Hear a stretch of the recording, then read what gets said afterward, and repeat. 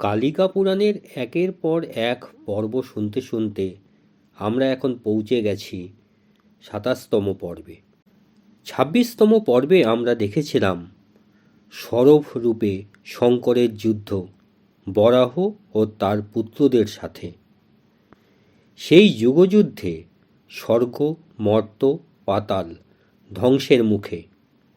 সেই অবস্থা দেখে ব্রহ্মা ছুটলেন নারায়ণের কাছে এবং কাতরভাবে তাকে প্রার্থনা করলেন এবং বললেন, হে নারায়ণ, আপনি যদি এই যুদ্ধের কোনো বিহিত না করেন তাহলে এই পৃথিবীর ধ্বংস অনিবার্য।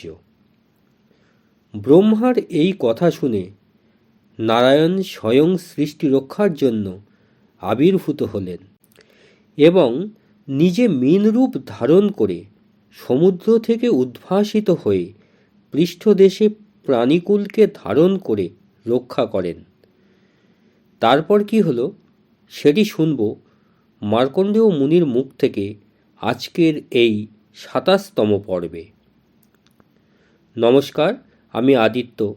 আপনারা দেখছেন অমৃত দিশারি ইউটিউব চ্যানেল।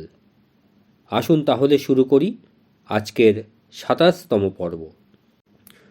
মহামুনি মার্কণ্ডেয় বললেন, সরবরূপী শঙ্করের সাথে বরাহ ও তার পুত্রদের অপ্রতিরোধ্য যুদ্ধের সময় সৃষ্টিকে রক্ষা করার জন্য ভগবান বিষ্ণু স্বয়ং যুদ্ধক্ষেত্রে অবতীর্ণ হয়ে নৃসিংহ রূপ ধারণ করলেন। নৃসিংহ রূপ ধারণ করে তিনি সরবরূপী শিবের সহায়তায় ভয়ঙ্কর যুদ্ধ শুরু করেন। নৃসিংহর এই প্রচণ্ড শক্তি দেখে বরাহরূপী বিষ্ণু ক্ষীণ হয়ে বসে পড়েন এবং পুনরায় বরাহরূপে প্রকাশিত হন। এরপর সরব ও বরাহের মধ্যে ভীষণ যুদ্ধ শুরু হয়।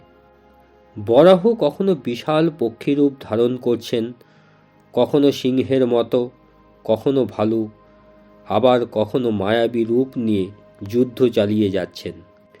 এই দৃশ্য দেখে শিব ক্রুদ্ধ হয়ে উঠলেন। তিনি বিষ্ণুর সেই তেজ তার নিজের শরীরে গ্রহণ করলেন। সরবরূপী শিব তখন অগ্নির মতো প্রজ্বলিত শক্তিধর হয়ে উঠলেন।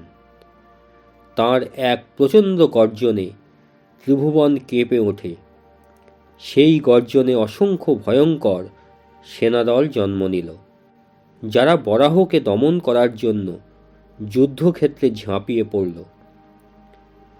সে সৈন্যদল বিভিন্ন রূপ ধারণ করছিল।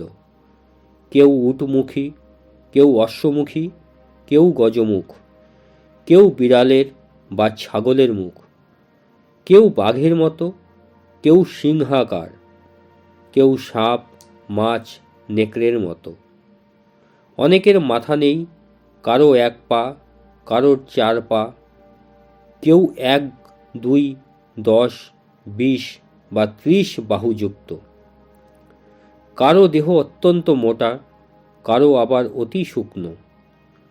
কেউ নিখুঁত যোদ্ধারূপে, কেউ জটাধারী, কেউ ভয়ঙ্কর দাঁত বের করে আছে। তাদের হাতে ছিল মুষল, শূল, গদা, ধনুক, বাণ, কুঠার, খড়গ, ত্রিশূল, খট্টাঙ্গ, পট্টিস ইত্যাদি অসংখ্য অস্ত্র। কেউ বৃষভে আরোহণ করে এসেছে, কেউ অর্ধনারীশ্বর রূপে, কেউ সুন্দরী নারী রূপে, আবার কেউ বিকৃত রূপে রাতের রাক্ষসীর মতো। কারো দেহ লাল, কেউ শ্যাম, কেউ ধূসর, কেউ হলুদ চেহারা নিয়ে রণক্ষেত্রে ছুটে এসেছে। ডমরু, নাগারা, ভেরি, তুরি, শঙ্খ বাজাতে লাগল। কেউ হাততালি দিতে দিতে যুদ্ধে নাচছিল। এইভাবে শিবের বিশাল সৈন্যবাহিনী বরাহের সৈন্যদের সঙ্গে প্রচণ্ড যুদ্ধ শুরু করল। হাতে হাত, দাঁতে দাঁত, অস্ত্রের আঘাতে রক্তাক্ত সংঘর্ষে এক সময় বরাহের সৈন্য শক্তিহীন হতে লাগল। একে একে তারা পরাজিত হয়ে ধ্বংস হল। এই দৃশ্য দেখে বরাহরূপী বিষ্ণু হতবম্ব হয়ে গেলেন। তার নিজের শক্তিও তখন কমে আসে।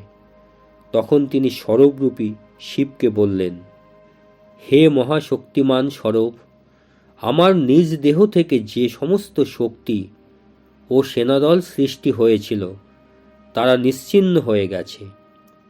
আগেই আমি তোমাকে বলেছিলাম, লোককল্যাণের জন্য আমার দেহত্যাগ আবশ্যক। এখন আর যুদ্ধ বাড়িয়ে লাভ নেই, আমাকে আজ বিনষ্ট করো। এই কথা বলেই বরাহরূপী বিষ্ণু স্বেচ্ছায় নিজ তেজ ত্যাগ করে নিরস্ত্র হয়ে দাঁড়ালেন এবং সরবের হাতে বধ হলেন। তারপর কি হলো সেটি জানতে হলে আমাদের কালিকা পুরাণের ২৮তম পর্বে নজর রাখতে হবে। ততক্ষণের জন্য সাময়িক বিরাম নিয়ে আবার ফিরে আসছি। ভালো থাকুন, সুস্থ থাকুন। জয় মা কালী।